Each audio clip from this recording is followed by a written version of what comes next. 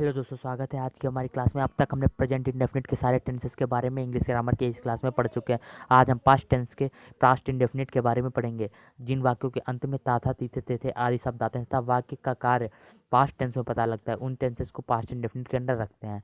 ठीक है, सबसे पहला था देखते हैं कि इनको पहचाने कैसे। राम घर जाता था, तो ता था लग रहा है, इसलिए हम पहचान गए कि ये पास्ट इंडेफिनिट बनेगा।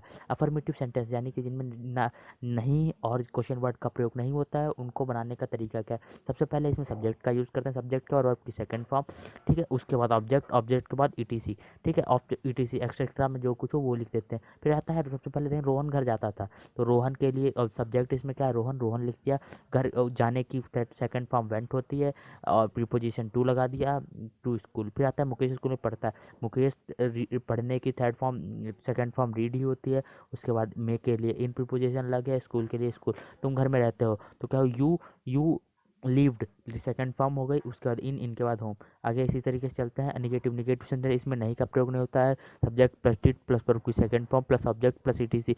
जानते हैं सबसे पहला सेंटेंस क्या, राम स्कूल नहीं जाता है, तो क्या होगा, राम के साथ अब राम के बाद डिड लगा, डिड के बाद वर्ब की सेकंड फॉर्म यहाँ यूज होगी। फर्स्ट फॉर्म नहीं, यहाँ क्या यूज होगी, यहाँ सेकंड फॉर्म, यहाँ पे गलत लिखा है। ठीक है, डिड, इसके बाद नॉट, नॉट के बाद गो, गो के बाद टू, टू के बाद स्कूल। प्रीपोजिशन यहाँ पे टू है। वह आता है, वह घर में नहीं पढ़ता है, था इसलिए हमने देखा कि वाह से हमारा इसलिए हमारा प्लूरल सेंस कर रहा है कि पुरुष है, इसलिए क्या ही लगा, ही के बाद डिड लगा, डिड के बाद नॉट, नॉट के बाद रीड, रीड के बाद इन स्कूल।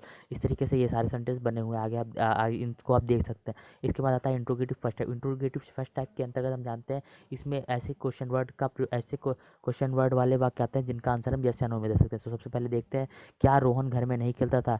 डिड, डिड के बाद रोहन, रोहन और सब्जेक्ट है, शायद हेल्पिंग वर्ब, हेल्पिंग वर्ब के बाद सब्जेक्ट, सब्जेक्ट के बाद नॉट, नॉट के बाद अगर वो वर्ब की फर्स्ट फॉर्म, वर्ब की फर्स्ट टर्म के बाद अगर प्रीपोजिशन चाहे प्रीपोजिशन लिख देते हैं, उसके बाद होम।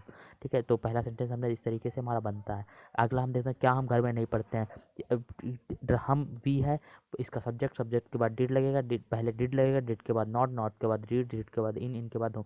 ठीक है, आगे हम इसी तरीके से चलते हैं। इंट्रोगेटिव फर्स्ट टाइप में पहचान जान। इंट्रोगेटिव सेकंड टाइप इस तरीके से बनता है, क्वेश्चन वर्ड।